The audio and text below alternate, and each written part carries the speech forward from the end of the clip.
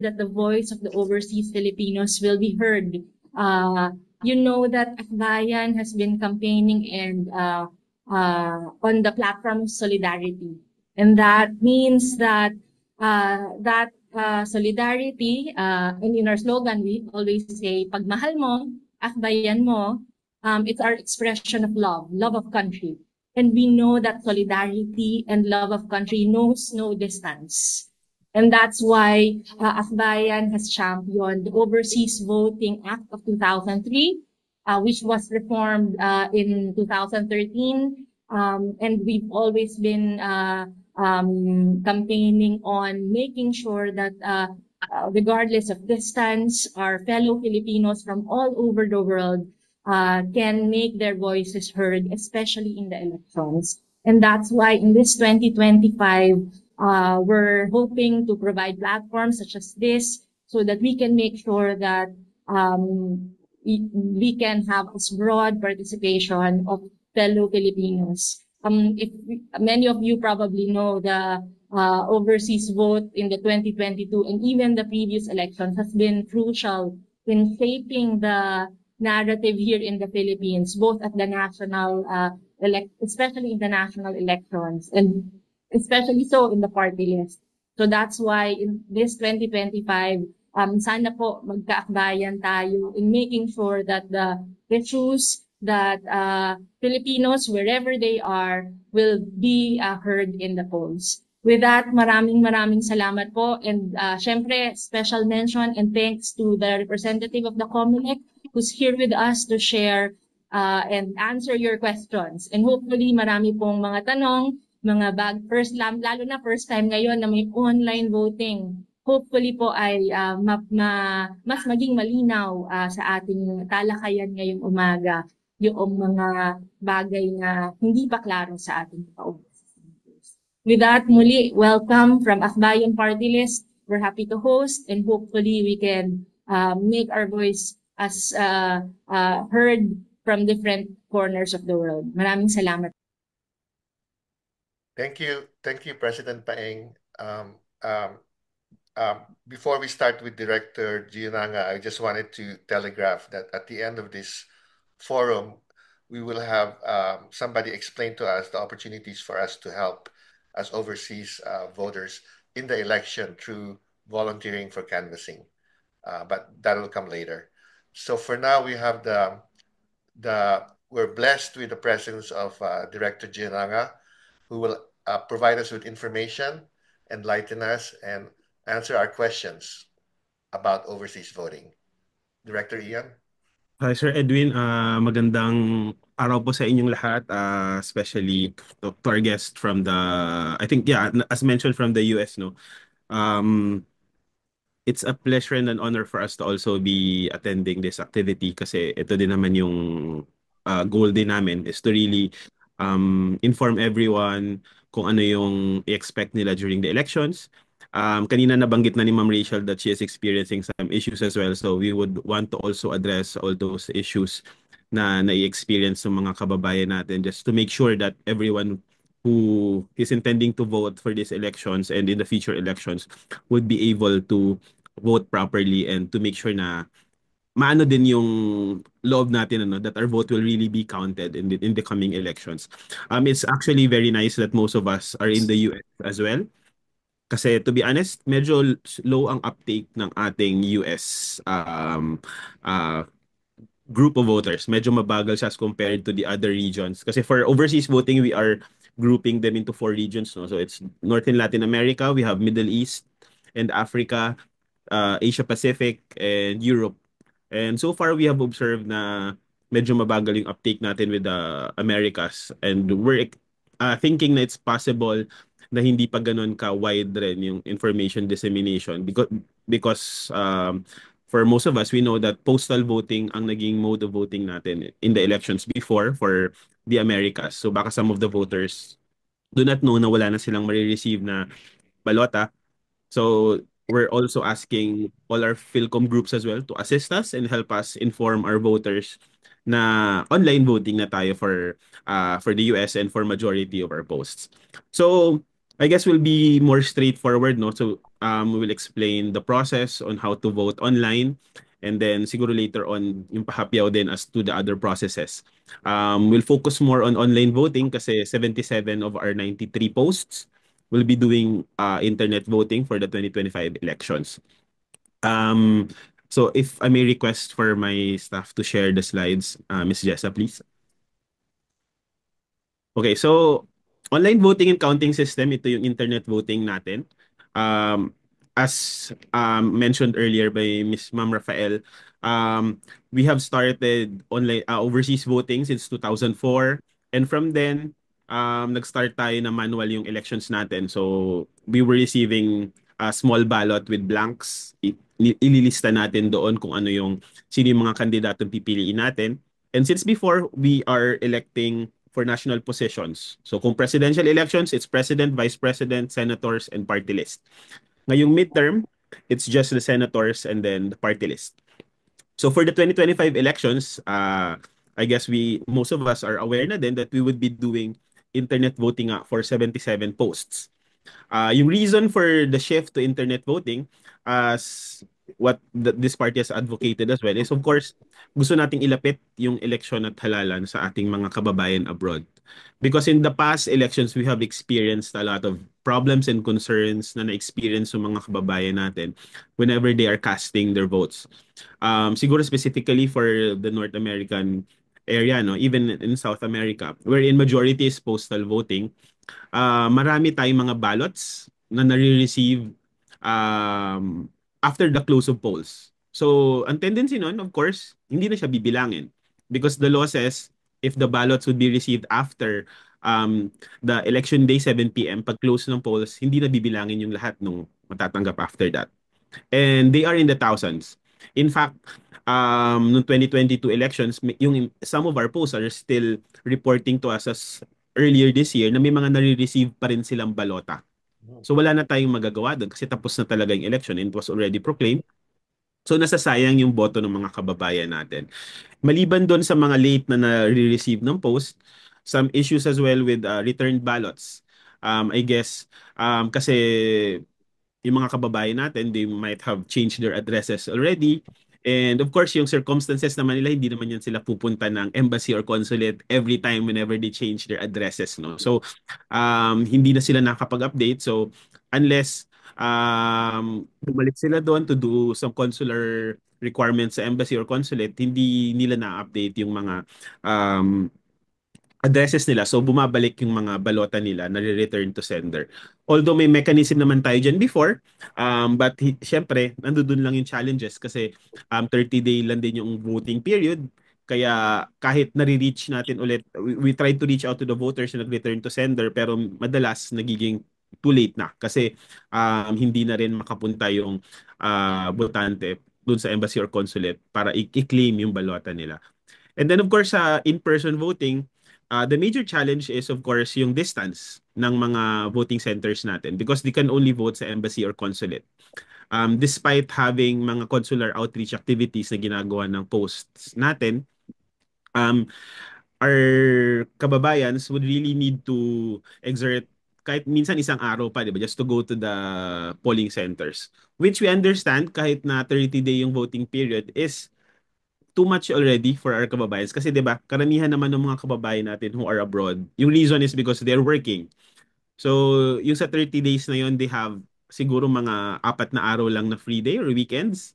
But those days, they would still of course spend that pupunta ng bangko yan, magpapadala ng remittance sa mga kababayan, mahal nila sa buhay dito sa Philippines, or they have to do personal errands as well. So, hindi nagiging madali din sa kanila yung pagpunta sa embassy at consulate to vote. So, that's why your commission has really ventured and took a lot of effort na ma-implement itong internet voting para yung goal is really ilapit yung elections natin sa lahat ng mga kababayan natin and mas mapadali yung process. So, for internet voting, yung process, siguro nga first time I'll discuss muna yung security measures, no, what we have in place for internet voting because we have received a lot of comments as well from various groups asking kung secure nga ba yung internet voting, because we say that internet voting is a highly secure system to cast. votes online. Um, and then the first discuss natin yung sinasabi ko, layered security architecture that is in place for internet voting. So ibig sabihin yan, may firewalls that are embedded in the system. Um, intrusion detection and then penetrability detection as well. So nadidetect natin if ever there would be some types of intrusion that would try to hack into the system. There is authentication, authorization, accounting. Authentication, ibig sabihin, only those who are permitted to access the system, sila lang yung may credentials, sila lang yung po pwedeng pumasok. So for voters, they have to log in and enroll and they use their credentials in order to log in and vote. For us, admin, COMELEC, we have our separate credentials as well and separate din yung credentials ng mga SBIs or yung mga poll workers natin in the embassies and consulates. Authorization, each individual who is logging in the system have their own separate access na po pwedeng gawin sa system. So for voters, they can only vote. Kami, we can only monitor. COMELEC can only monitor. It is the SBIs actually who can decrypt, close the voting, start the voting. So kahit kami sa COMELEC, wala kaming access to do those things because it's only the SBI, yung mga partners natin sa DFA who can do that. Last, yung accounting, ibig sabihin, there is always logs and audit trails in all types of actions that are being done in the system. So that adds to the transparency as well.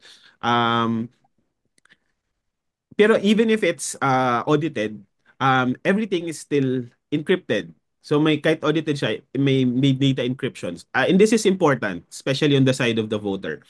Kasi of course, nagsasabi it's internet-based, baka natitrace yung mga binoto ng mga kababayan natin. So no, because it's encrypted sa device pa lang nung botante. It is actually seen doon sa mga lumabas na issue lately, yung ballot face, bakit daw hindi nila nababasa ng tao. It's because of the encryption. Ang pwede lang mag-decrypt din ng ballots is of course, as I mentioned earlier, is the SBIs. And it can only be done kapag tinali na natin yung mga boto, yung mga boto ng mga kababayan natin when we close the polls. And we also have 24/7 monitoring and detection of threats. So even nung nag-start pa lang yung enrollment natin noong March 20, so kami sa Office for Overseas Voting, we have been live sa aming support center to, of course, monitor kung may mga issues, kung ano yung mga nire-raise din sa amin ng mga embassies and consulates na ano, and then we do our best to address them as promptly as possible para at least maging seamless pa rin yung pagboto ng mga kababayan natin. And of course, kasama dyan yung sa pagmomonitor natin if merong mga issues din with the system, any vulnerabilities that we could detect, para immediately we could be able to issue updates and patches to improve the security of the system as well. And then lastly, yung incident response and business continuity. Ito yung boto natin, siguro tinatanong din ng mga kababayan saan napupunta yung balota nila when they vote. So it's stored in a safe digital ballot box. So may apat tayong servers that are hosting those ballots. Dalawa dyan is hosted in AWS, Amazon Web Services, in the cloud. And then yung dalawa is in two separate physical locations here in the Philippines. So all those four servers ng digital ballot box natin, they mirror each other as well. So makikita, if ever man meron mag-try mag-hack, or mag-penetrate ng system, try to alter the results, it can easily be seen kasi nga apat yung servers that are mirroring each other. And since we are monitoring 24/7, nakikita natin agad if merong any attempts and we can immediately remedy the process kung meron mang mga ganong instances. And then in addition dito, same with automated election system, we also underwent, of course, local source code review. It also underwent international certification from an independent international certification entity. So this time around, it's still Pro-VNV, which the commission was able to engage through competitive bidding as well. And then sa end process naman, magkakaroon tayo ng when we close the polls, magkakaroon tayo ng election verifier. So it is a program that will be run to make sure that the system has counted the ballots all the votes as they were cast. So it's a mathematical using a program, and then it will be made available to the public as well. We did that during the test voting. When we closed the test voting, it was witnessed by PPCRV and NAMFREL as well, mga tech experts nila. And then, ipinakita doon if the system has correctly or accurately counted nga lahat ng votes na pumasok. And then, for the first time as well, overseas voting will also be included sa random manual audit, including itong OVCS, yung internet voting. So kung sino yung ma-raffle na post doon sa random manual audit, we will generate all the ballot I traces, was watching. will be tawag nito, lahat ng vote receipts as well as ERs. It will be printed, and then it will be counted manually here in the Philippines as well. And then i-compare of course yung results nun sa results din na na-transmit, which also would should give 100%. Ang expectation namin dito for OVCS is of course dapat 100%, hindi na 99 point something. Kasi the shading naman would no longer be an issue kasi if ever sa local elections, 'di ba? Nagkakaroon ng differences doon sa interpretation ng person who's manually counting the ballots pag random manual audit kasi pwedeng yung mga small shades hindi nila nako-consider. But it's still of course 99.9% for local. But of course, ang expectation natin for overseas voting, it should now be 100%. Anyway, so yan yung mga security measures that we have in place end-to-end for internet voting. Now we'll go to the process naman. So kanina na-mention nga ni Ma'am Rachel yung sa enrollment, voting pre-enrollment. What is enrollment? Enrollment is different from registration, ano? Registration ended, tama na sinabi ni Sir Edwin kanina, it ended last year, September 30, 2024. Enrollment naman ngayon is a process of verifying the identity of the voter. If you remember before, elections dito in the Philippines, di ba? The first step that we have to do pagpunta mo sa polling center, hanapin mo yung pangalan mo, punta ka sa presinto, you present your ID doon sa teacher na poll worker, and then the teacher will have to verify your identity. Titingnan niya sa voters list if nandoon ka nga registered. Once the teacher has verified your identity, saka ka bibigyan ng balota at makakapasok ka na sa classroom to vote. Now, it's the same logic dito sa enrollment. Since wala ka ng kaharap na tao, no one can verify your identity except the system. So magpipresent ka ng valid IDs mo. It's Philippine passport, Philippine driver's license, IBP ID, Seafarer's book, and yung PhilSys ID. So far, ngayong 2025, those are the 5 IDs that is accepted by the system for automated enrollment. Later on, I will discuss naman yung alternatives if a voter does not have all those 5 IDs. Ano? So our enrollment has started noong March 20 and it will end sa May 7, yung online enrollment. And you can only enroll abroad. As mentioned, because it's overseas voting, enrollment is limited when you are abroad. Ibig sabihin, naka-geolock yung system natin sa Philippines. So hindi nila ma-access yung enrollment portal if they are in the Philippines. And since internet voting siya, they can do it anywhere as long as they have an internet-capable device, which is a cell phone, laptop, or any desktop computers.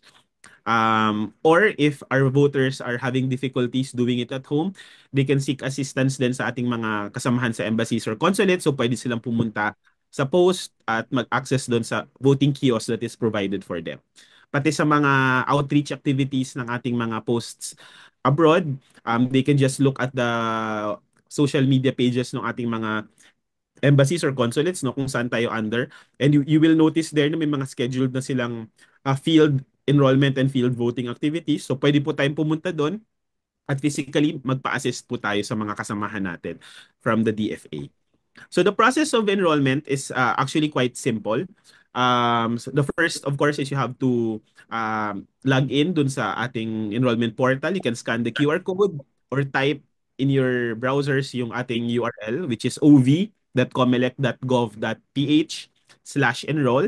And once you are in the website, the first thing that will be asked for you is to enter your mobile number or email address. Nagagamitin nyo naman as your username. So once you input your email address or mobile number, select ka ng password mo. So it is personally inputted by the voter as well. And then ilagay mo doon kung saang post ka nakarehistro and then kung saang country ka under that post. once you have submitted yung information na to, part is ika-capture na yung ID ng botante. So, dito sa example natin, passport yung ginamit ng botante. Yung reason why you have to capture the ID, sabi ko nga kanina, is to verify yung identity ng voter. So, actually, yes, in the process ngayon, nakikita namin na dito nagkakaroon ng challenges yung mga kababayan natin, ano? Kasi yung, I guess the challenge with capturing a passport is, mapapansin nyo, glossy kasi yung passport natin. So, if hindi tama yung angulo din ng ilaw, may tendency magkaroon ng glare doon sa passport. At pag na-capture kasi ng system yun, ng camera nung device mo, na nandoon yung glare sa pangalan mo or sa photo, pwede niyang hindi mabasa, kaya pinapaulit. So, yun lang din yung challenge kasi dependent siya sa camera na gamit ng device. So, we advise our voters lang na ihanapan lang ng magandang angulo para hindi magkaroon ng reflection doon sa pag-capture ng ID or passport. And then once na-capture na po yung ID natin, the next one is ika-capture naman yung selfie photo ng botante. Yung reason naman dito why we need a selfie at hindi lang basta scan ng picture is we want to prevent naman other people from enrolling for a different voter, di ba? Baka kasi makuha yung credentials nyo tapos sila mag-enroll. So dapat live capture ng photo to make sure na yung botante mismo yung nag-enroll sa sarili niya at siya yung nagboboto. Once na-capture na po yung ID, the next part is makaka-receive na tayo ng OTP. So yung OTP is yung one-time password, marireceive po natin yan.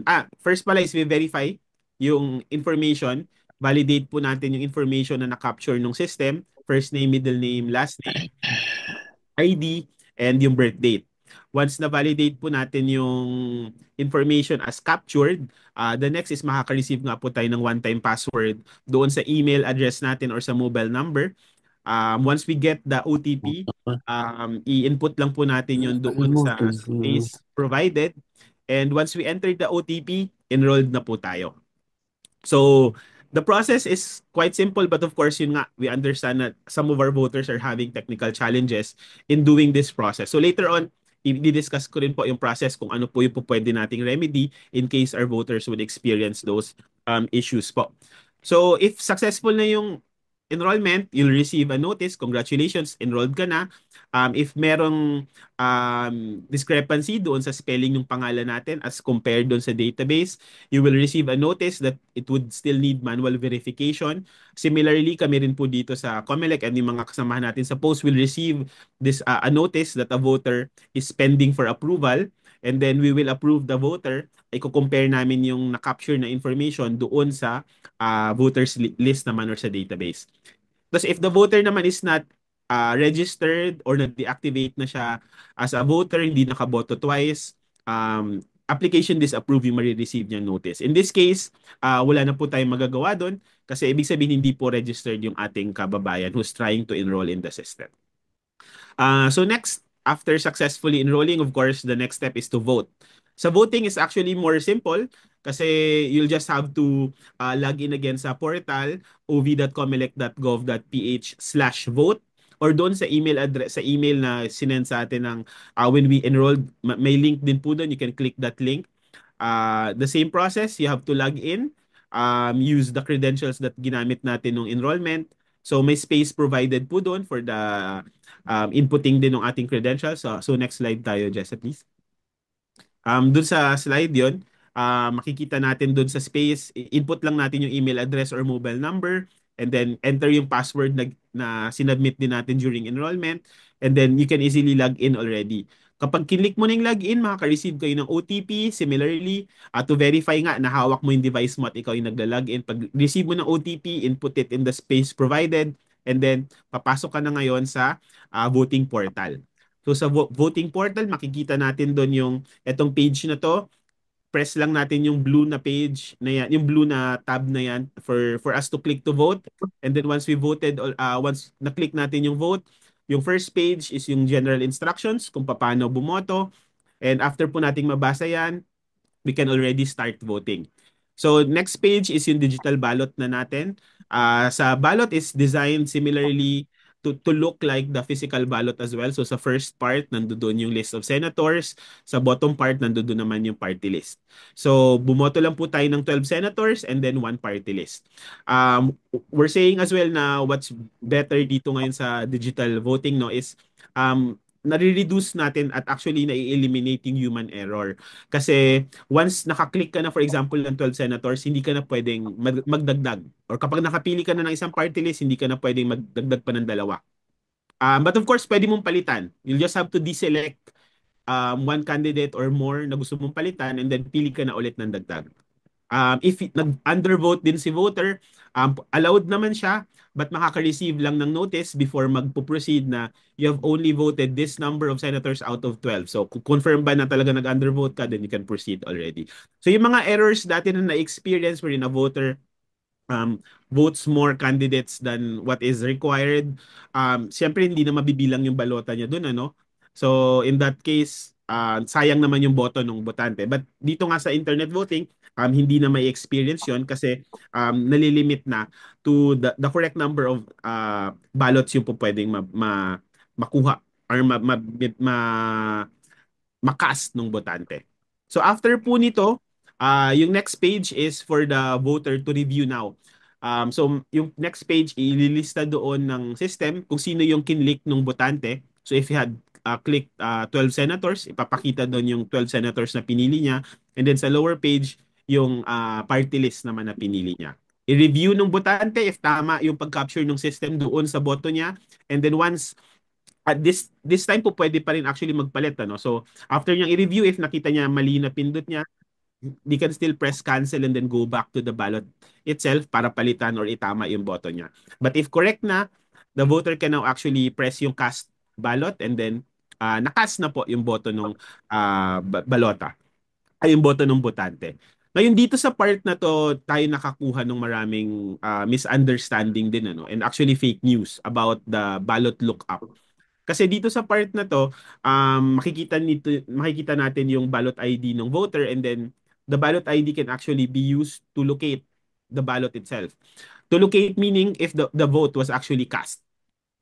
Yung understanding po ng iba nating mga kababayan, which unfortunately, medyo ginamit din or sa fake news ng ibang mga grupo, is they're saying na dito sa ballot content, nakakita sila ng mga random names na hindi naman daw nila binoto. But actually, this ballot content shows the plain text file. Una sa taas dito, yung if you can see, yung naka-shade ng blue, that is the encrypted vote ng botante. And then sa lower part, yung yellow, starting from the config, is the configuration ng digital ballot. How the system or how the machine reads the digital ballot. Kasi of course tayo as persons, nakikita natin sa screen is naka-layout na siya, nandoon yung font, nandoon yung lahat ng listahan. But this is how the system reads the digital ballot actually. So what you will see there is all the names of the candidates for senators and all the party lists that have participated as well in the party list elections. Randomly yung pagkaka-arrange ng mga names nila, but still, mabe-verify naman if they compare it to the ballot digital ballot face or the what they call this, yung official ballot face that is also found in the COMELEC website, makikita nila na kompleto naman doon yung lahat ng names ng attendees. And then, so, ito na yung result ng ballot lookup. And then next, manual verification of voters. So dito naman yung issues natin, as I mentioned earlier, what if yun nga pending yung balota, hindi nagmatch yung some of the names or items doon sa pangalan kasi na-experience ng mga kababayan natin ano, especially for the women. Some of them may have registered nung single pa, so made the name yung registration name. And then ngayon, eventually nagpakasal, so they got a new ID, nakalagay na dun sa ID, for example, is the surname of the husband already. And then yung registration name nila is still the maiden name. So the system, of course, will not be able to recognize yung pangalan. So it will need manual verification. So yun, mafa-flag si COMELEC that this certain voter hindi nagmatch yung some of the items doon sa voters list. So it will need manual verification. Ngayon, yung next type of manual verification is what if wala yung ID talaga yung botante doon sa 5 IDs na nabanggit, no? What we will do here is yung process. So the voter can actually go to the embassy or consulate or pumunta sa mga outreach activities nila, or they can reach out sa embassy or consulate to schedule tulad ng ganito, an online verification. So pwede nung ganitong Zoom lang, pa-schedule nga lang sila sa embassy or consulate and they can present their ID sa personnel from the embassy or consulate, magpakilala sila, registered voter po ako dito sa inyo. Ito yung ID ko showing that this is actually me. And then the embassy and consulate, they will manually enroll the voter already. So doon po sa na-experience kanina ni ma'am, kapag for example paulit-ulit hindi ma-capture ng system yung ID, they can actually also proceed to this process. And we have advised our partners from DFA as well na dagdagan din yung mga tao nila to assist in the manual verification of voters. Especially now na naintindihan natin that because it's the first time that we're doing this, so maraming nakaka-experience talaga ng unfamiliarity or discomfort dun sa process. So, pwede po tayo magpa-assist sa embassy or consulate. Kapag may problem naman din sila, sabi ko nga 24/7 din yung assistance namin. So, we are actually also providing additional manpower support in helping them manually verify yung mga botante din po na pumunta sa kanila in case may mag-flood po yung mga kababayan natin in the embassies or consulates or through Zoom or mga virtual meetings po nila. Just to make sure na makapag-enroll nga po yung mga kababayan natin, ma-verify yung identity nila, and then makaboto eventually. So, yun po, yan yung process ng manual verification. For our kababayans naman that still have questions, may mga gusto pang i-clarify, gustong malinawan pa with the process, we actually have this website as well, info-ov.comelec.gov.ph. So makikita po dito yung lahat ng steps natin kung paano mag-enroll, bumoto. And then if they have questions as well, meron pong chatbot dyan that can assist them. If na-exhaust na ng chatbot yung answers that available for them, nililink po siya to a live agent as well from us here in Comelec, and we can assist the voter already kapag inabot nga po sa amin na yung mga issues na yon. So yan po yung mga i-expect natin for online voting. For regular voting, yung in-person voting naman as similar as before, same naman po yung process. So pupunta lang po sila sa embassy or consulate and then nandoon yung balota nila, they can still vote. But it's just 16 posts po actually out of 93. And majority are in I think for the whole of North and Latin America, internet voting po tayo. Yung mga ibang hindi lang po natin na proceed pa to internet voting are those that have infrastructure issues in the countries where they are located, and also if there are some risks in the internet dun sa area nila. So in-advise din kami in partnership with DFA and of course some tech experts as well, saying na these certain countries, wag muna nang iyan yung internet voting because of the high risk nga of hacking and mga ganong issues.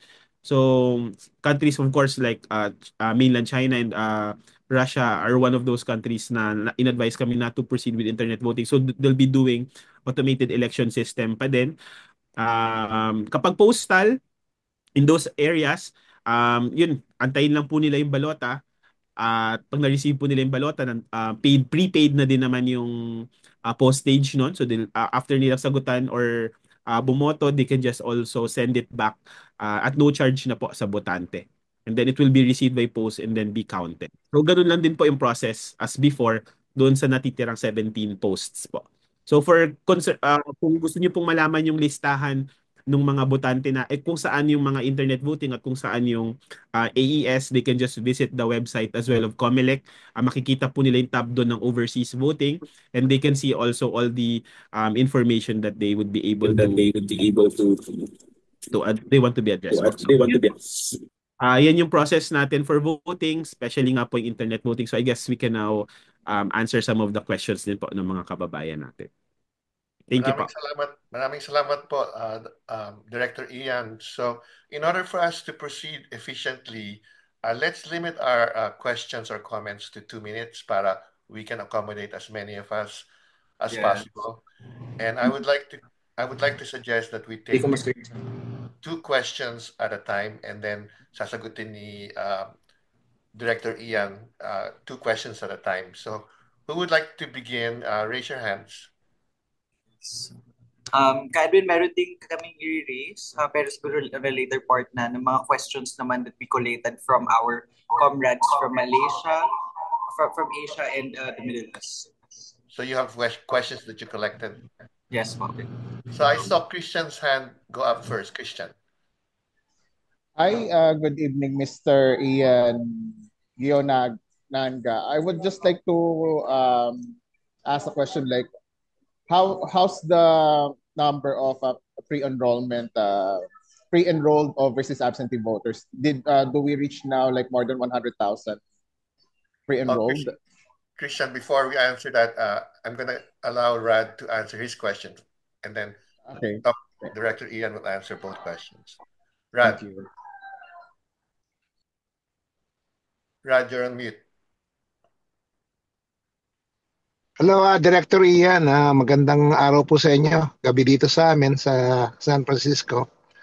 Tungkol po doon sa overseas voting, yung ballot voting, sa palagay ko siguro kailangan po nating i-amend yung Section 63 na yun dahil kung minsan ang kamukha yung nangyari noon sa akin, minay nila yung ballot ko sa bahay ko. It was delayed to begin with. During the deadline of the election, wala pa, hindi ko pa natatanggap. Kaya ang ginawa ko, pumunta ako sa consulate para bumoto. So, may mga hurdle po tayo sa postal natin. Kaya siguro dapat po kung sabi nyo, hindi pwedeng bilangin after the deadline. Hindi ba dapat kung ang postal date is beating the deadline, dapat mabilang din yun. So, I think we have to amend that. Thank you. Thank you, Rad. Director Ian, could you answer both questions?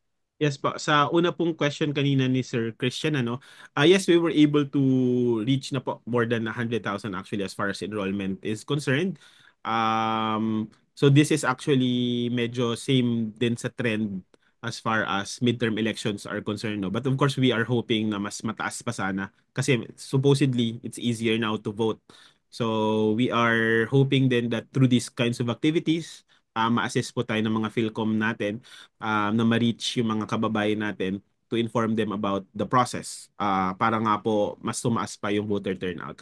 Doon po naman sa question po ni Sir Rad, as far as amending yung law, I guess one of the challenge, if we would do that as well, is baka ma-delay naman yung proclamation ng kasi we would need of course to proclaim to have the count as fast as possible kasabay nung sa local elections kasi we would need to also proclaim our winning candidates na nanalo.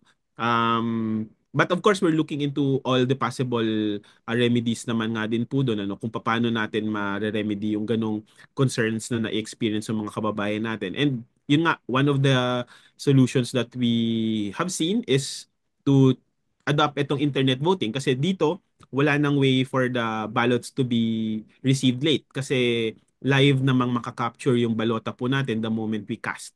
So yun po, mawawala po talaga yung issue na yun na nadidelay or hindi nare-receive ng mga kababayan natin yung mga balota nila.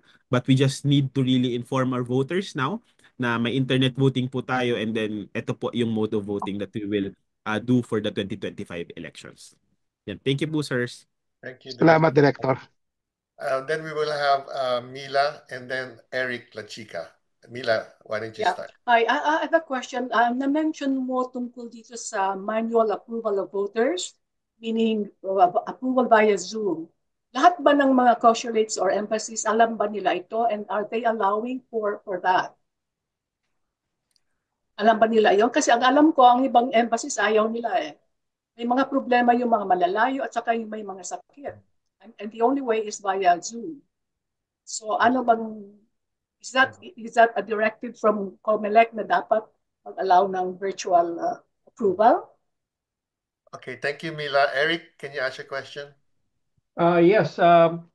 Kasi I tried the first days to enroll dito sa Washington, D.C. Online. I tried 6 times to use my old Philippine passport.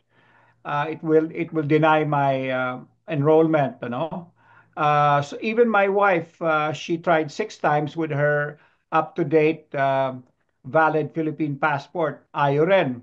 We were informed later on that we had to go to the consulate in the Washington Embassy to enroll. We were helped by, in fact, my wife was the first, and I was kind of the second to enroll at the consulate kiosk or the laptop there. Uh, and I just wanted to find out, and several of my friends, in fact, just enrolled yesterday's Washington D.C. consulate because they had problems with their passports or were not valid, and what IDs were sufficient to prove that they were the person on the registered voters list. So could you address those basic questions of enrollment? I have other questions later. Director Ian. So Mamila, yes po, we've actually given directive already to our partners no sa DFA na mas maging creative tayo as far as kung paano natin ma-reach nga yung enrollment targets natin. At kasama nga po doon is yung itong pag-allow din through virtual verification ng mga botante as long as they can see naman the voter na ganito live and then have the ID presented, i-allow na po yun. So yes po, but if you still have concerns po, may mga ganong experiences with some other embassies, don't hesitate to reach us po. You can inform us and then we can notify the embassies as well that these voters have experienced this kind of process doon sa mga jurisdictions nila, and then para ma-remedy din po natin agad-agad yung mga ganong issues. Pero it would be better, sorry. It will be better kung i-announce na ng consulate in advance na ito ang option ninyo kung hindi kayo makapunta doon sa sa embassy or consulate na pwedeng virtual. Dapat i-announce na in advance. Huwag Yes, na ma'am. hintayin. Yes, ma'am. Okay? Thank you. And then sa ano po ni Sir Eric, yes po, I guess yun nga rin po, medyo nagiging challenge talaga for now yung enrollment process. And I guess one of the reason is of course yung since it's bago siya, nandoon yung tawag nito, birthing pains in as far as our voters are concerned. And then I guess one problem din with our embassies and consulates nga po no, is manpower as well. So hindi rin talaga sila makapag full blast going all around areas in their jurisdiction, especially if malaki yung mga jurisdiction that they cover. So yun po, one of the remedies na nga po that we found to do just to assist them in the enrollment process is yung ganitong virtual enrollment nga po that they can do. So yung commitment po namin is yes, we will reach out to all our embassies and consulates all over the world para ano din po, mas spread rin yung information sa mga botante that they can actually do manual enrollment via Zoom din po. So thank you po dun sa suggestion si Mamila and Sir Eric. Thank you. Thank you, Director Ian. Next we have Mariela Fletcher and then Mark Diaz. Hi, I am in the Philippines right now. Do we need a passport to enroll? Okay, so I went to the Foreign Affairs and binigyan nila ako na napakahabang listahan ng kung anong kailangan. They wanted, I brought my birth certificate, my marriage certificate, I brought my dual citizenship certificate, my blue passport. Now they're coming back and they said I cannot get a passport unless I submit an original PSA of my birth, and also they want my marriage certificate or the report of my marriage at the consulate in the US. But I'm here in the Philippines. Sabi nila, I can also get that. I don't think I can get it here. So, roadblock right away. I was there at the Foreign Affairs outlet in Mega Mall because I want to vote. All I had was the documentation for my dual and parts of my birth certificate and yun lang. But I don't know what to do from there. Even if I go to the main office ng Foreign Affairs, I don't think they'll entertain me. So I will be back in the US May 11. So it's yeah, I don't know what to do. Thank you, And they have a copy. They have the number of my old Philippine passport. Very important question, Mariela. Let's hear Mark's question and then Or kay Edwin, baka answer mo na yan since I have 5 on my list. sige. But- Sagutin muna natin yung question ni Mariela, Director Ian. Yes po. One question lang muna, Ma'am Mariela, no? So you are registered overseas voter in the US already? Tama po ba? Or Yes, I have been voting absentee ballot. They were sending it to my address. Yes. Yes, ma'am. Yun po. So the process that we can do now is yung manual verification nga po, ma'am, no, since you don't have the passport. Meron tayong ano nito, di ba? You can reach po sa embassy email nila, and then you can email them, or you can actually email us as well sa OPO so that we can personally assist you, and then we can manually verify your enrollment po para at least when you kung pwede nyo pong ma-access when you go back na by May 11, at least enrolled na kayo, and then you can vote po already during On the that time. 12th. Yes po. Kasi hanggang 12 naman din po yung elections. As in the moment Yes. you go out of the Philippines, so pwede na po yung ma-access agad. So it's ov.concerns@comelec.gov.ph po. You can send us an email there already. That's ov.concerns at, comelec.gov.ph po. okay. Thank you so much. Yes, ma'am. So we have Mark Diaz and also Loida. Loida is also asking a question. So why don't you start, Mark? Sige po. I have a couple, Director Ian. For the past 2 days, we've also been facilitating overseas absentee voting orientations from our members in specifically in Asia, Southeast Asia, and the Middle East. These questions are from them. First off, in Malaysia, a lot of Filipinos are going to the Malaysian posts in Kuala Lumpur, but at the same time, they were saying that their time is limited, meaning that when they vote in the post, they're only given 5 minutes to vote, and then after that 5 minutes, mag-e-end po basically yung parang nandun sa kiosk or sa phone nila. And then parang kailangan pa daw nilang bumalik the next day if hindi sila nakaboto within the 5-minute timeline. There are also people who have troubles in accessing the re-enrollment forms in the COMELEC website.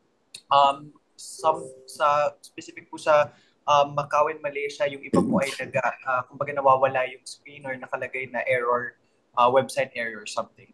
Baka ano lang po yung pwedeng gawin when they experience that. And then lastly po, 2 questions on canvassing. Yung canvasser watcher po ba na requirements are same as the local requirements sa mga local watchers po natin here in the Philippines? Is it the same abroad? And then when's the appointment period? Because wala po kaming nakikita din on our end sa bayan as to what's the date of the appointment period. Okay. Okay, why don't we answer Mark's questions because more than one, then we'll go to Loida, Yes. Director Ian. As far as ano po yung sa accreditation ng watchers, they can wait lang po, I'll get the resolution. So it's COMELEC resolution number 11082. That is the resolution governing yung application po for accreditation ng mga watchers abroad. Supposedly the deadline was already last April, but we advised our post as well to accept pa din po yung mga applications for accreditation. So nandoon din po sa you can look for it sa website ng COMELEC. Nandoon po siya 11082. Naka-attach po doon yung forms then that you can use for the accreditation, kung ano po yung ipapasan yung forms, and then all the requirements as well. Yun nga po, we advise post naman to just accept yung mga applications even until now po, para at least mas maging transparent nga po yung process natin abroad. Doon po sa mga issues ng voters, we deeply apologize for those. Kasi tendency, of course, possible it could be an internet connection issue, device issue.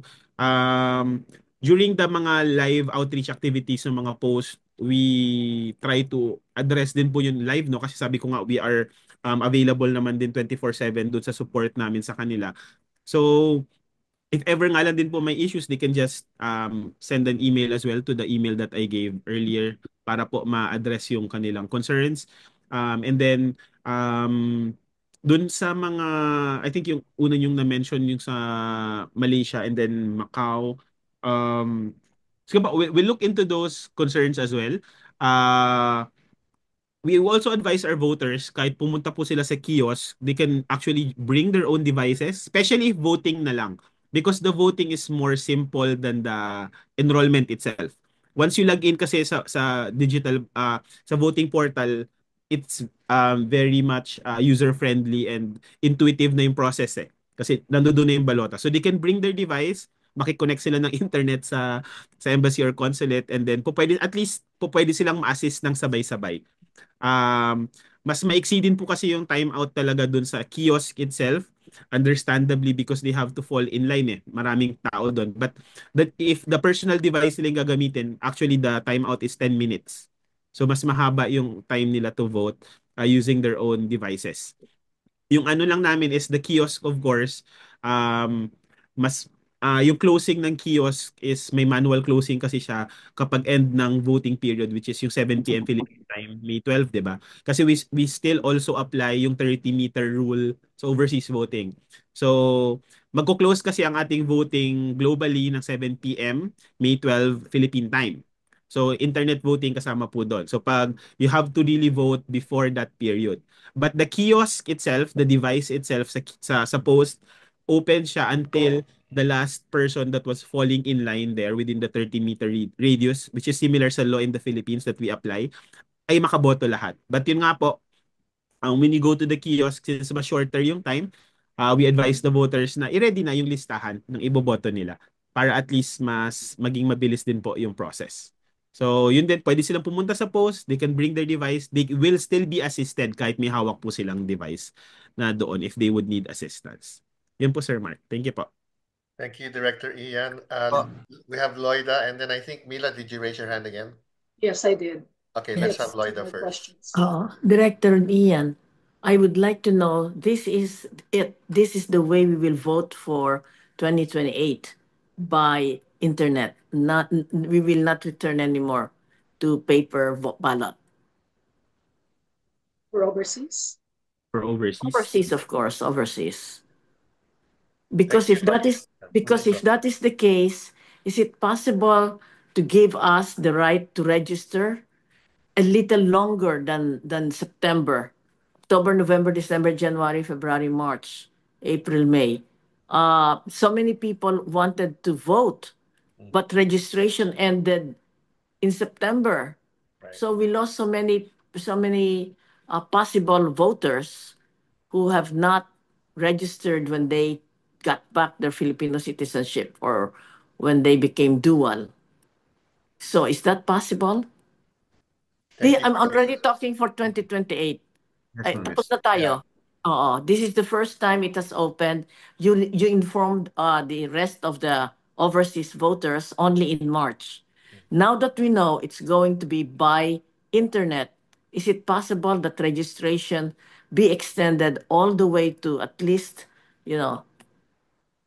the day before or whatever it is? But September 28 is too far. Thank you, Loida. That's my suggestion. Thank you for your important advocacy point. Let's hear Mila first, and then Director Ian will answer. Yeah, two things. You mentioned that the system is highly secure. Okay, so things are encrypted. You have to log in, tapos yung password and things like that. But the problem is, nakaboto na nga ako, nakita ko na yung lahat ng binoto ko. When I try to confirm kung anong binoto ko, nakikita ko lang encrypted data. Now, since I'm still in the system, why must it be encrypted para ma-check ko kung anong mga binoto ko? Kasi pag hindi ko nakikita kung anong binoto ko, it's possible na pag pumasok na yon, pwedeng palitan or pwedeng mawala. Do you see what I mean? It's supposedly encrypted within my session. So why not show me all the names of the people I voted for pag naka-cast na? Kaya nakakaduda yun eh. That's one. And the other one is, I voted already dito sa bahay. And the problem is, if I want to track my votes, people don't know that they're supposed to print the at the end of the session, you're supposed to print it, or you have to copy the 65-character ballot ID. Kasi kailangan ninyo yung ballot ID para ma-check ninyo kung nakapasok yung boto ninyo. Kung wala kayong ballot ID, hindi kayo makakapasok. Kung wala kayong QR, which you can only see sa printout, hindi ka makaka-confirm kung pumasok yung boto mo. So, hindi sinasabihan ng mga tao dyan eh. Kaya, nakakaduda yan eh. Thank Yun lang you. ang question ko. Director Ian? Encryption. Doon po muna sa question po ni Ma'am Loida no, regarding sa whether internet voting until 2028.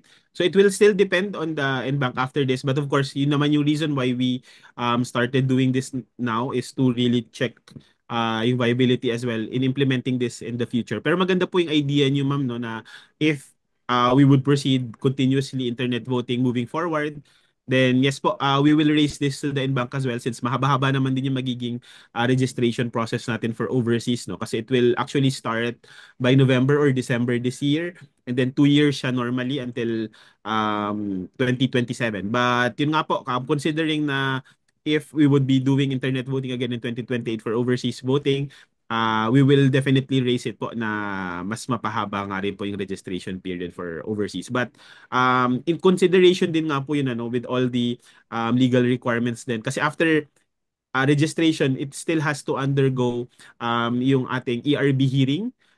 If you're familiar po doon. So, kailangan po kasi talaga siyang i-hear at isa-isa chine-check po doon, binavalidate if qualified nga po yung voters before po sila maa-add sa voters list. So, medyo may legal hurdle din po tayo doon in doing it na the day before the elections itself kasi requirement din po ng law na magkaroon talaga ng ERB hearing. But we would try our best po na to extend it as much as possible as that process would still accommodate po, ma'am. Oh, just follow up. We have been voting. How many irregular voters have been found after being investigated? In the past, since 2004, we have an election. Okay? So I'd like to know, has there been a massive fraud? All I'm saying is that, you have to investigate every single one. But from the experience that Comelec has had, has there been massive fraud of overseas voting, registering 2 times, registering 3 times, 4 times? If there is none, then why ask for 6 months? September, October, November, December, January, February, March, April, May.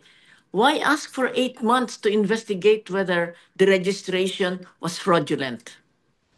I won't say naman na fraudulent, ma'am, no, especially for overseas. Kasi one of the things that we would also need to verify, chances are a voter would also be registered locally po kasi.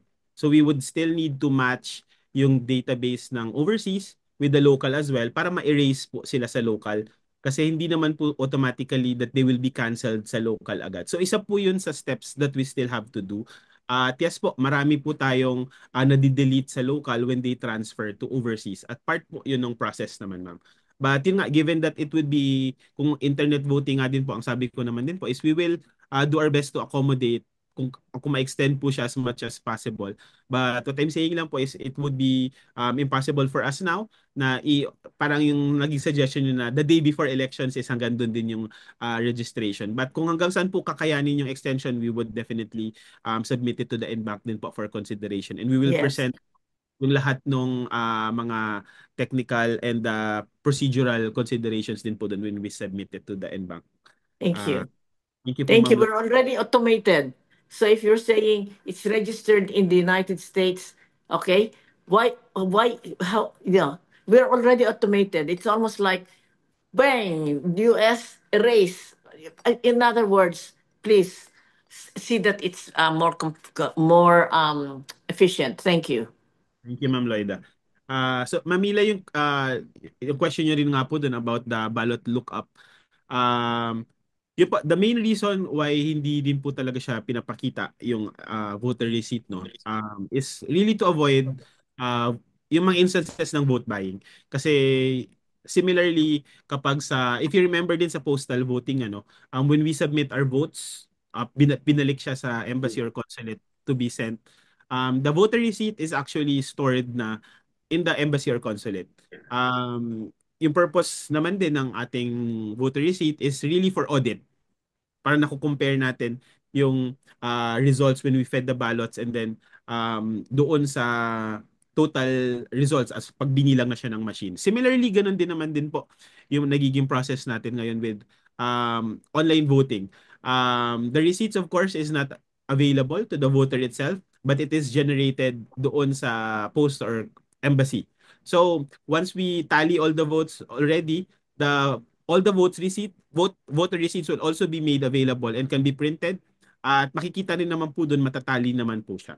But naiintindihan ko po yung concern din ninyo na possible, is it possible na mahahack or mapapalitan yung results ng balota natin? Yun naman din po yung guarantee namin. It's part of the system na sabi ko nga po kanina, it is auditable from end to end.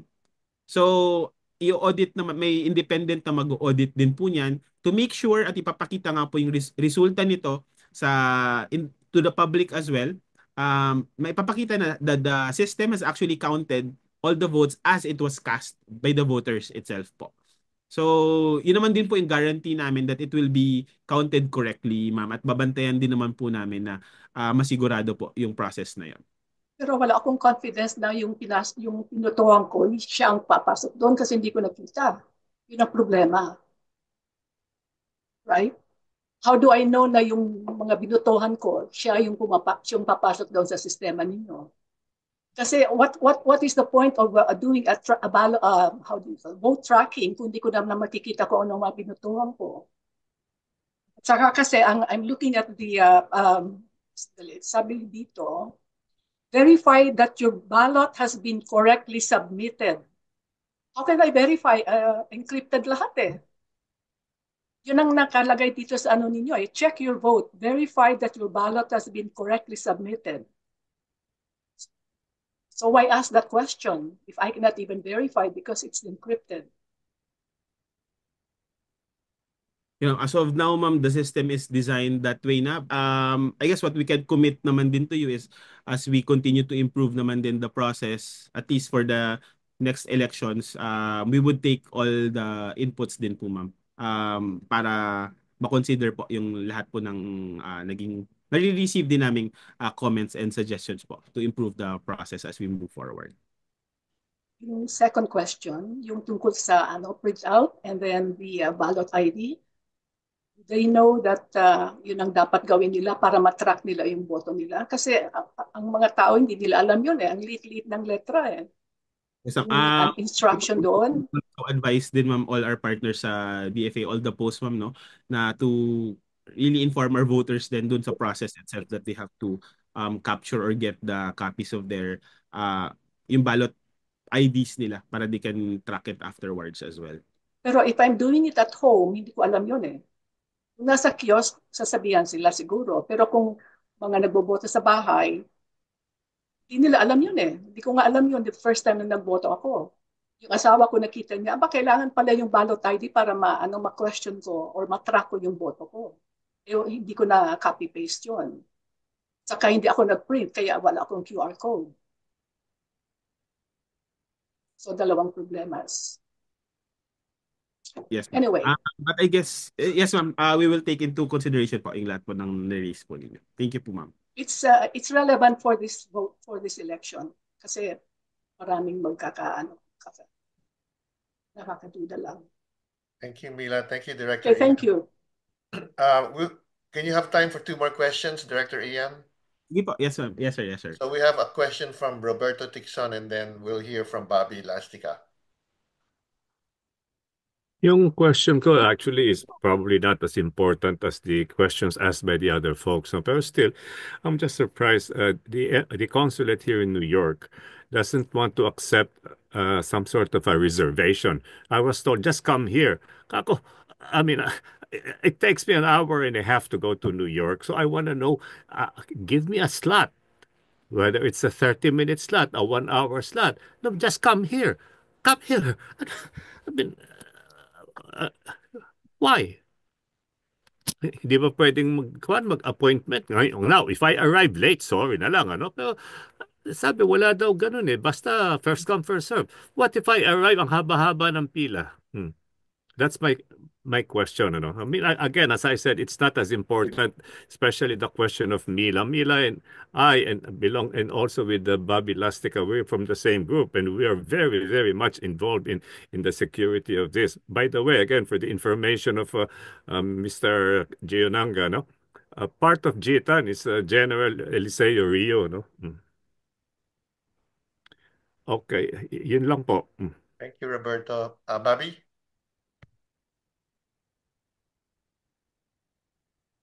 Bobby.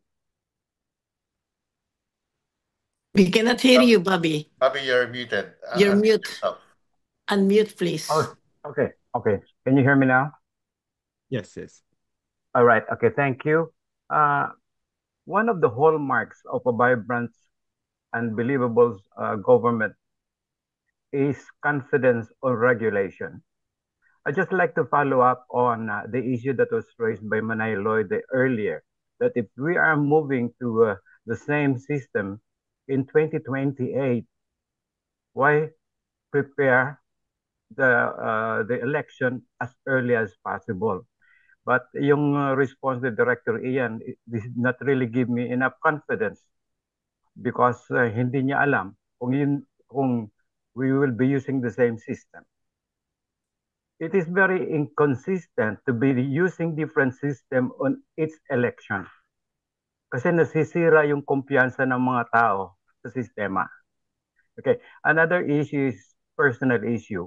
When I registered sa consulate sa Sydney, I'm lucky enough because I've got yung consul doon in charge of the election is a friend. So she guided me in validating my ID. And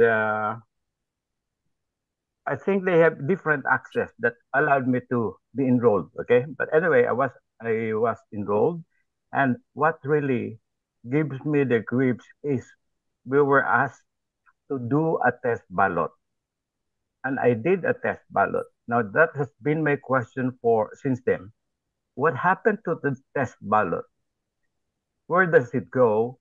And what is the certainty that it will not be used as a valid vote? Can it be tracked down?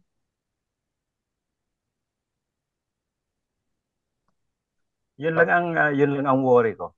Thank you. Director Ian? Yes po. Sir Robert, yes po, I guess one of the reasons why siguro the consulate has told you to just go is because may dedicated personnel po naman silang naka-assign as far as overseas voting is concerned. But we will raise this to them po, kung ano yung kanilang process that they are doing para po mas malinawan din tayo doon sa reservation or slots nila. Kasi we were also able to visit them earlier this year to do the trainings there for NLA. At yun na nga din po yung naging nasabi naman din nila that they will be assigning a dedicated na tao na mag-assist for voting. Siguro that's the reason why they said na you can just go. Baka they're confident naman that people would definitely be available to assist you po when you go there. But tulad po ng nasabi ko, then we will reach out to them regarding po dito sa issue that you mentioned. Doon naman po sa question ni Sir Bobby about the test ballots, the environment where the test ballots were at yung actual elections po, they are different, and all the test ballots was actually separated already. Kinlose na po yun siya. So all the results there. When we closed the test voting nung April 12 ng gabi din po, actually members from PPCRV and then NAMFREL will also there. Pinakita sa kanila kung saan napunta at kung saan iso-store yung results nung test ballots na yun. The results were actually not shown because nandoon na yung actual candidates just to avoid or prevent trending itself. But where it was stored as well at kung ano yung ginawa doon, yun nga po, separately siya from the counting nitong general elections naman po natin. At hindi nga po siya mabibilang at hindi naman din po siya masasama doon when we count already for the general elections. Doon po sa concern ninyo if kung ano nga po yung magiging process din naman natin for the 2028 elections, of course we have to understand din po sir that the path for the elections is always under the direction of the Commission and BAC. So it's not my authority rin po na pangunahan sila kung ano po yung step that they would be taking in the next elections. But of course, since we are doing internet voting now, tulad nga rin naman po ng nabanggit ko, I can say that possibly the intention is, that's why we're testing it now, that's why we're doing it now in majority of the posts, is because nandoon din naman yung direction. Kasi lagi naman, yung point naman natin when we do the all these modes of voting is really to find a better way for our kababayans abroad to really exercise the right to vote. So, kung may makita po tayong other issues or concerns ng mga kababayan natin, we would want to accommodate them din para at least mas, yun nga, patuloy nating ma-improve yung system of voting natin abroad. So, yung ano naman po namin, we will inform or advise nga po agad. So, I guess, dun nga, baka nagkulang nga po kami dun if hindi naging maayos yung information dissemination namin as early as possible. But moving forward po, we will be able to, at least the moment we'd have a definite process na rin for the next elections, mag-advise din po kami kaagad-agad. Especially at least even before registration starts, we hope to already start disseminating informations na din as far as the 2028 elections are concerned po. So yun po. Thank you, sir. Director Ian, can I prevail upon you to request last two questions na lang talaga? Sige po. One from Sheila and one from Eric.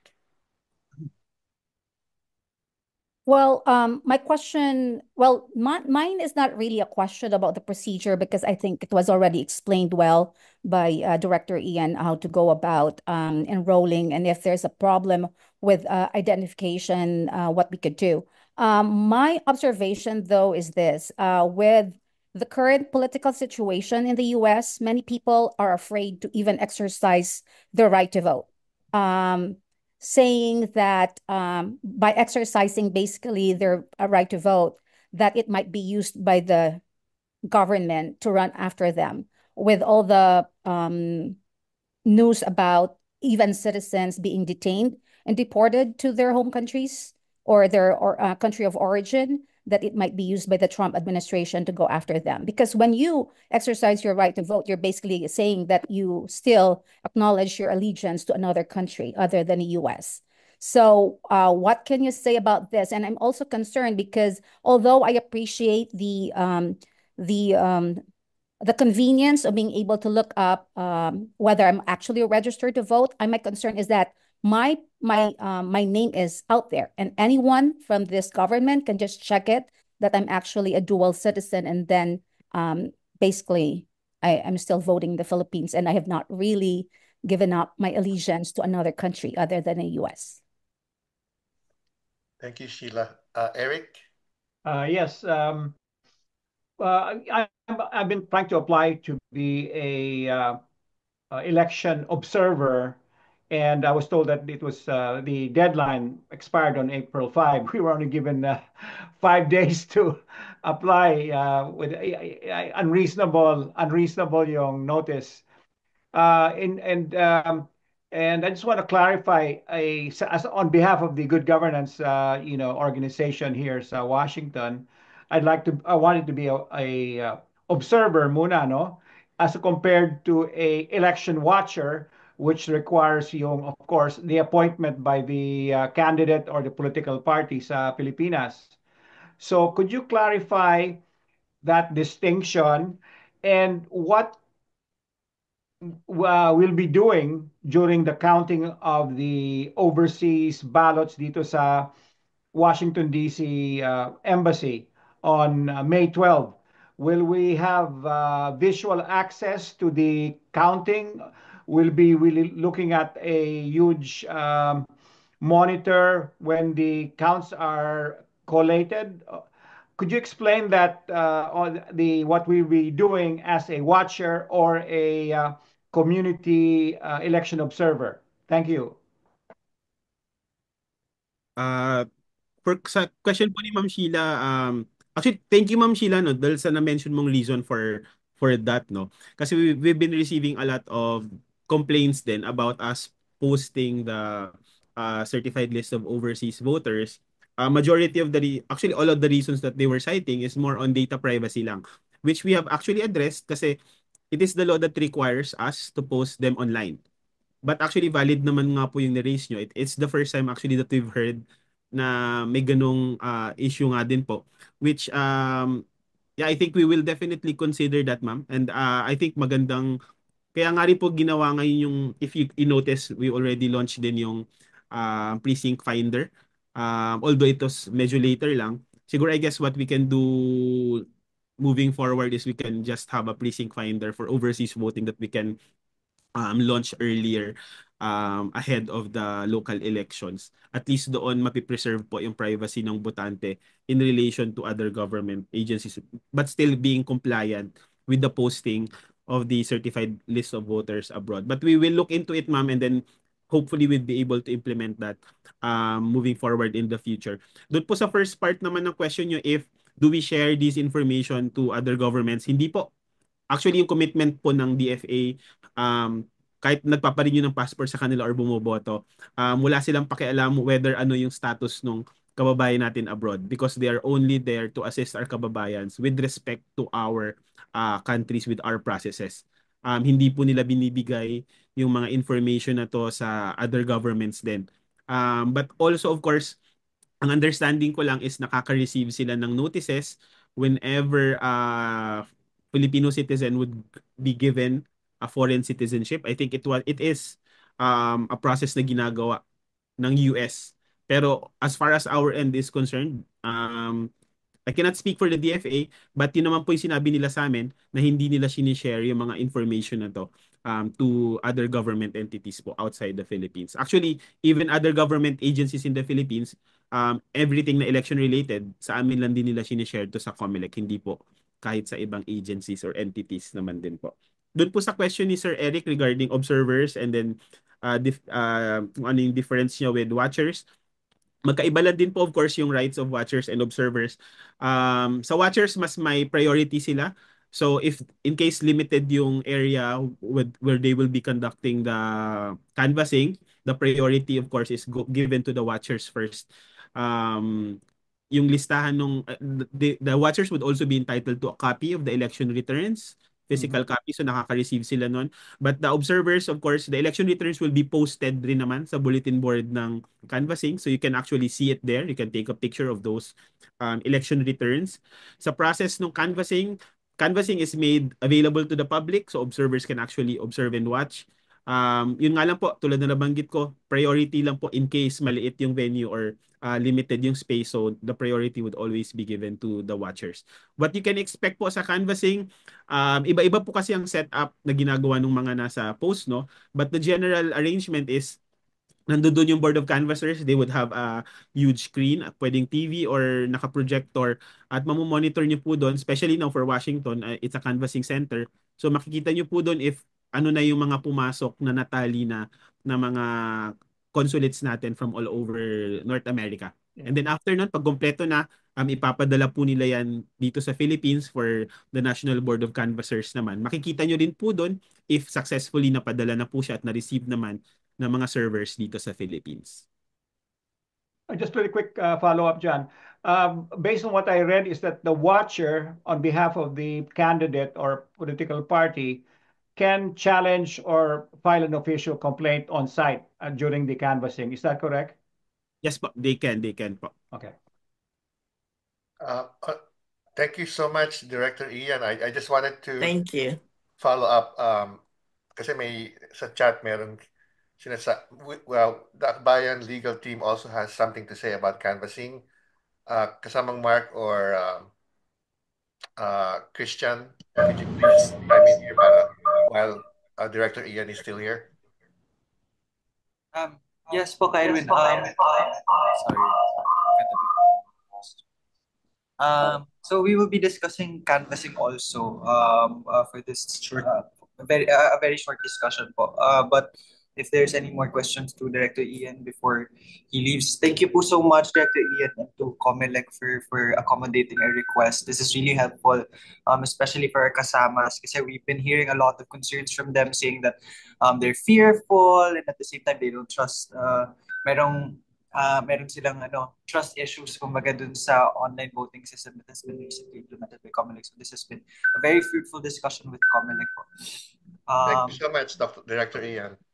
Thank you din po for having us. It's a pleasure as well na matulungan po tayo sa understanding yung process. Thank you. We really Maraming appreciate salamat po. Please stay around for Akbayan's canvassing presentation. Go ahead. Thank you. Thank you. I request to be excused na din po. I just have a meeting as well to do. And then, Yeah. siguro I think Jessa can still be around.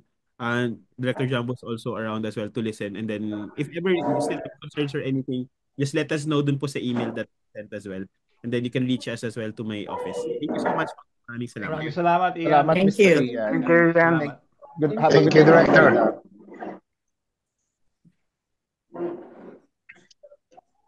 Hello. Salamat po.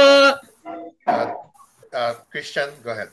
Yes, good afternoon, mga kasama. We will be discussing election results and canvassing. This would be short since we're running out of time, but this is also an invitation to everyone, to be our canvassers in the upcoming elections, since we will be deploying canvassers in North America and other areas. So the meeting will be discussing here everything that we need to know about canvassing.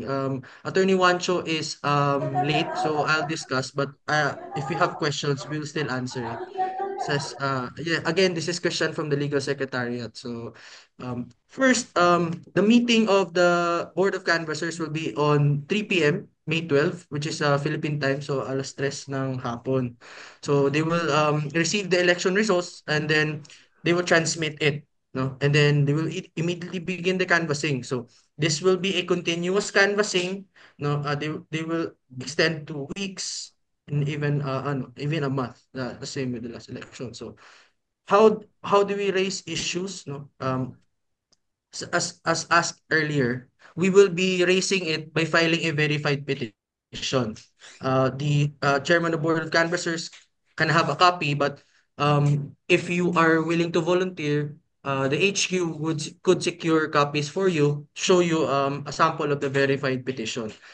Kasi pag meron tayong nakikitang mga irregularities, we will file that. Say for example, yung composition ng chairmanship or any other complaints that irregularities that we can see. As to the appeal process, then you could also appeal such decision to the commission. So if pwede naman nang dumirekta pag illegal na talaga or may questions tayo as to the capacity of the SBUC's members, if they are really not fit for that. As to exclusion to pre-proclamation cases, generation, printing, transmission, receipt, and custody of the election returns, we cannot contest it, except for other cases such as whether the SBUC members are fit, we could file against that. And the appreciation of certificates of canvass, which we will also get a copy of, since we are a major party. The 10th and 11th copies, we have the right to that. Can I clarify something? So you're talking Yes, sir. about an opportunity to be a canvasser, which can only happen if you are officially appointed by a party, right? Yes. So you're discussing that Bayan has options to appoint Yes. canvassers who conceivably can perform that role non-partisanly, right? Yes. Because Akbayan needs canvassers for our Akbayan needs overseas. canvassers. Okay. Yes. So if you are appointed as canvassers, these are the following things, and then we will also coordinate with you, since sir, if may nagtanong kung gusto nilang canvassers for Akbayan, pwede nilang i-address sa point persons natin, pwede sa inyo po, para ma-coordinate po namin kayo na ano po yung mga documents, what are the documents needed to be complied and to the post needed. So and then essentially what's being said here is that Bayan Party is willing to consider any one of us who might be interested in serving in that position of canvasser, which I understand carries more weight to be able to protest. Yes. So Akbayan is offering those options. Yes, sir. Everyone. Yes, we will be appointing canvassers, and also since Director Ian has also stated poll watchers, we will also be integrating that. So if you want to be both we have representatives for poll watchers and canvassers, we could make the documents based on Resolution 11082. So here, the political parties would have one watcher canvassing center for senator and party list. So Akbayan would have only one. So if you're designated to that post, you will be assigned to watch it, and you're a representative, lone representative for Akbayan. What are the rights of the watchers? No, first is to observe the proceedings. No, it's important that we must take notes during the SBOC, no, so that we could raise it in the petition if there are irregularities, no. And then it is also crucial that we stay near the SBOC chairperson, since they will be looking at to the ER, the certificate of canvas, so that we will see everything. No? And then protest and resolution, file protests. No, that is important. Observe and file protest. And then restrictions. They are not allowed to participate in the deliberation. So if they will be having a huddle, we're not allowed. But if they're doing the checking, the submission, we are allowed to observe and that such acts. So ERs are submitted upon the completion of counting. So we need to observe, since in the Philippines, it's 7 p.m. So 7 p.m. they will be closing, and then they will be submitting it. It is an electronic submission. So we must look into it na na-submit din, no, sa ating mga posts as canvassers and the poll watchers. No? So again, as I said earlier, we will be given as an accredited major party, the 10th to 19th copies are given to us. But maybe they will have also it posted outside.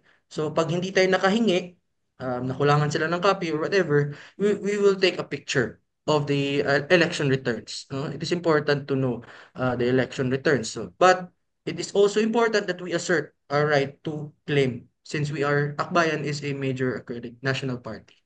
So preliminaries to canvass, we'll also look into it if they have the FTS or the preliminaries, no? As appointed canvassers, we have the right to do so. So these are the consolidated canvassing boxes sealed in the public watchers. We would also look that they have removed the seal of the CCS box and opened the CCS box and check the contents. So we will also be vigilant as to that. And then they also check if they're able to retrieve the CCS laptop from its back and place it on the table. So basically, we will check also the preliminaries. As to the canvassing procedures, no, these are the steps that the SBOC will follow. No, initialization procedures, yung kanina, and then import the election results to the ACM or OVCS. No? And then we must be monitoring the transmission of election results, and then pag na-transit man, they generate print reports, and then they would print audit logs. We also need to check that, and then backup procedures, and then they would shut it down.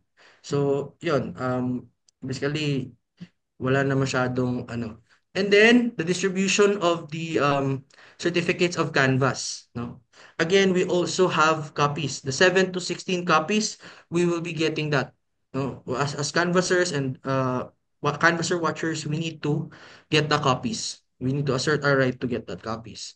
So, yun, eto wala na masyado. This is for them, no? Another is overseas voting posts, adopting online voting. You guys can see here, but you can also ask us for that. We will give you the documents on that. And I think that would be all. This is a very short discussion because we will be having a more comprehensive discussion when we will be having another meeting for deployment as to the poll watchers and canvassers. So if you have any questions, please. So a number of people here, Christian, are of course Akbayan partisans, but not everybody here is necessarily an Akbayan yes, partisan. Are you saying that people here who are interested in performing the role of canvassers can request to be a Akbayan appointed canvasser? Yes, sir. We will give you, if you will give us the list of volunteers, the Akbayan will give you the necessary documents, and will guide you to the process to it. We will also be having a meeting as to the deployment, so don't you worry. We would be thankful if you would volunteer as canvassers and poll watchers for us. So let me know, and anybody who is interested, and if you have any questions of Christian at the moment, do you have any questions? Yeah, really quick. Sir. Yeah. Where are you based, Christian, sa Pilipinas? Opo, I'm here in Quezon City. Okay. All I'm right. in Akbayan HQ. So we will Okay. coordinate with the National Elecom. We're with the legal team. Then we will create the documents. It will be distributed to you, to Yeah. everyone. Yeah, because I have a pending application with the Liberal Party, kay Kiko, eh. So I just wanted to see if there are any complications by having watching for one candidate as opposed to for a party list. Usually by experience po, pwede naman po kasi. Say for example, ako, nag-watcher ako sa isang local candidate and at the same time, I check for Akbayan also. As long as you have the documents for that. Since ayon naman sa resolution senator and party list. Kung senator mo ay si Kiko and then party list mo ay Akbayan and then you want to secure your votes through being a poll watcher and a canvasser, that would be fine as long as the documents were presented. Usually, the documents are presented are the appointment letters for canvassers and poll watchers. No, our Secretary General would issue you or any appointing officer designated by Akbayan would issue you a appointing letter designating you as a watcher from us. So, and then you will be given IDs if that would be necessary. So, it's okay. Yeah. Ano lang. Yes, any questions? Any other questions Siguro, for Christian? Oh, go ahead. Yes, sir. one thing that's important po is that at the very least, COMELEC earlier was able to mention that they still advised overseas posts to accept applications. So it's very possible po pa rin for our overseas Filipino voters to be appointed as canvasser watchers observers. And poll watchers at the same time, sir. Oh, Yeah. you mean they directly apply to the post? Yes, but we will coordinate with you po pag Okay. once there's a list of volunteers. Oh, okay.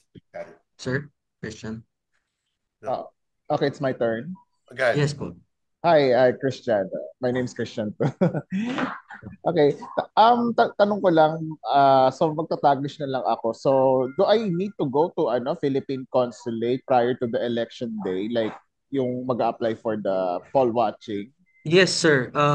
Kasi with the locals, ang ginagawa dito ay the appointing officers, the political officers would go to the areas, local election officers of EO since sila yung magpapa-receive, magpapa-approve so that they will know.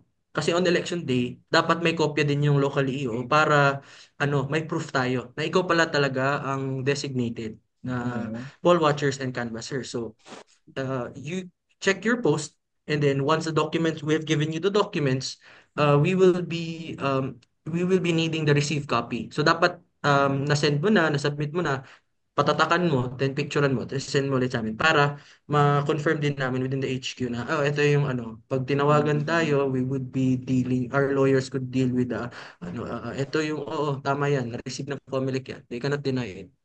Yeah. Magpo-provide ka ba ng mga documents sa amin? Yes, we will be providing it po. And then later on, I'll go to Philippine consulate dito sa Los Angeles. Yes. Para patatakan, and then you said I'll take a picture.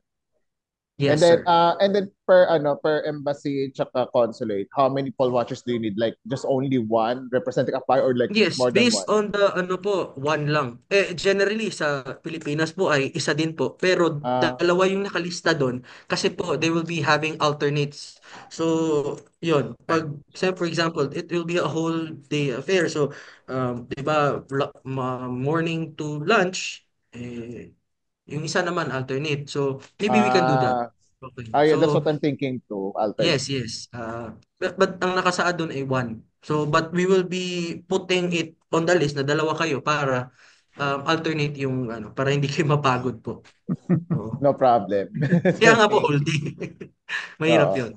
Thank you. So Christian, there will be a meeting for those interested to be canvassers. Yes, we will be conducting a meeting din po.